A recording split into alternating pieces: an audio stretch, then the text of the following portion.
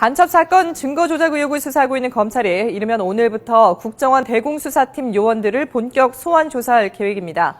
핵심 증거였던 출입경 관련 기록 일부가 위조된 것으로 사실상 판가름 나면서 검찰이 간첩 사건 재판에서 공소 유지를 하는데 어려움이 예상됩니다.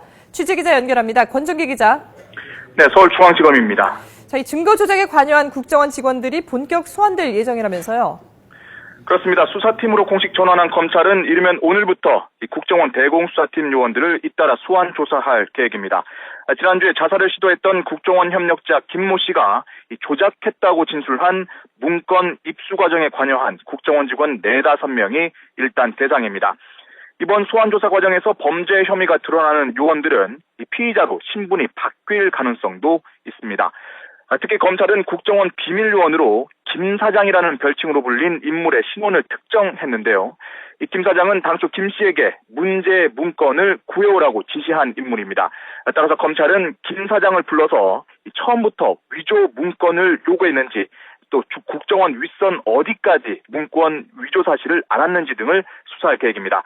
또 이 문건은 김 씨에서 국정원 요원을 거쳐 검찰이 법원에 증거를 제출한 만큼 조작된 증거를 재판에 활용한 서울중앙지검 공안부 역시 수사 대상입니다.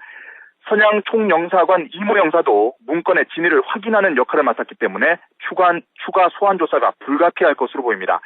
이 영사는 국정원에서 유성 씨의 혐의를 입증할 서류를 재촉해 가짜 문서를 만들었다는 진술을 검찰에서 했다는 보도도 나온 상황입니다.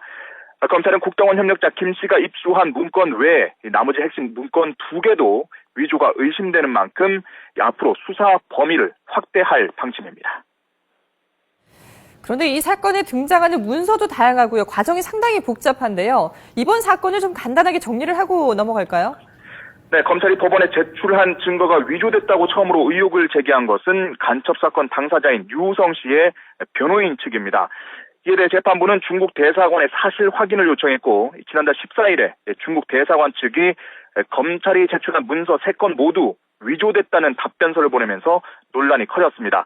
검찰은 이후 진상조사단을 출범시켜서 위조 의혹을 조사에 착수했는데 이 과정에서 3차례 소환 조사를 받은 국정원 협력자 김모 씨가 지난주에 자살을 시도했습니다. 김 씨는 유서를 통해 가짜 서류를 제작하는 대가로 국정원으로부터 1,000만 원을 받기로 했다고 주장했고 검찰은 즉각 진상조사팀을 수사팀으로 전환해서 본격 수사에 착수했습니다. 자살을 기도했던 국정원 협력자 김모 씨의 상태는 지금 어떻습니까? 네, 주말을 지나면서 많이 호전된 것으로 알려졌고 오늘 오전 중환자실에서 일반 병실로 옮겨졌습니다. 이미 산소호흡기 같은 생명 유지 장치 없이 숙면과 휴식을 취하고 있습니다. 병원에서는 사흘 동안 김 씨의 경과를 지켜본 뒤에 퇴원할 예정이라고 밝혔습니다. 따라서 검찰은 조만간 김 씨에 대한 신병 처리 수위를 결정할 것으로 알려졌습니다.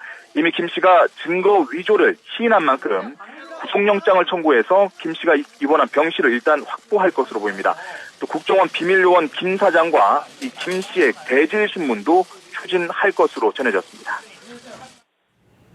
결국 핵심 증거가 위조가 됐다면 서울시 공무원 간첩 사건 재판에도 차질이 생기는 것 아니겠습니까?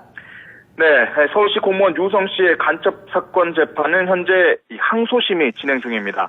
국정원 협력자 김 씨가 입수한 출입경 기록 정황 설명서가 사실상 위조로 판가름이 나면서 기존의 공소 사실을 계속 주장하기는 어려워졌습니다.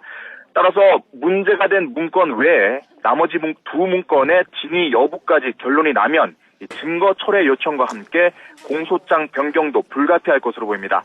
항소심 결심 공판은 오는 28일로 예정이 되어 있는데 핵심 증거가 위조로 드러난 이상 유 씨의 간첩 혐의를 입증하기는 더욱 어려워질 것으로 전망됩니다. 네, 자체 개혁을 하겠다던 국정원이 상당히 곤혹스러운 일에 빠지게 됐는데 어제 대국민 사과문을 발표했죠. 네, 국정원은 간첩 사건 증거 조작 의혹과 관련해 물의를 일으킨 점에 대해 송구스럽고 사과한다고 밝혔습니다. 특히 증거 조작 여부에 대해서는 구체적인 언급을 하지 않으면서 진실 규명을 위해 검찰 수사에 협조하겠다고 말했습니다. 또 위법 사실이 드러나면 이 관련자는 반드시 엄벌에 처하겠다면서 다시는 이 같은 일이 발생하지 않도록 거듭나는 국정원이 되겠다고 강조했습니다. 국정원이 대국민 사과를 하면서 책임자 처벌, 또 거듭나는 국정원 등을 언급한 점으로 볼 때 국정원에서도 증거 조작 실체를 사실상 인정하고 있는 것 아니냐는 관측도 나오고 있습니다.